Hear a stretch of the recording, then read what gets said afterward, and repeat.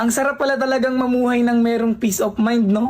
Yung tipong kahit anong marinig mo, kahit anong sabihin nila sa'yo, ay wala ka nang pakialam. Isa sa mga natutunan ko para magkaroon ng peace of mind sa sarili ko ay huwag nang patulan yung mga bagay na hindi naman na dapat pinapatulan.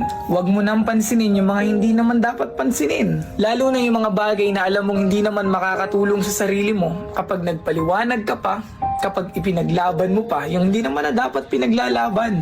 Ikaw na nanonood, kung gusto mo ng peace of mind, sarili mo lang din ang makapagbibigay ng peace of mind. Sarili mo lang ang hindi na dapat papatol sa mga bagay na hindi na dapat patulan. Sarili mo lang yung makapagbibigay na hindi na dapat pansinin yung mga nagpapapansin. Deadmahin mo na lang yung nasa paligid mo. Di mo naman kailangan ng opinion ng iba at hindi mo kailangang magpa-apekto sa kanila. Dahil naniniwala pa rin ako na ikaw at ikaw lang din talaga ang makakatupad ng mga bagay na gusto mo.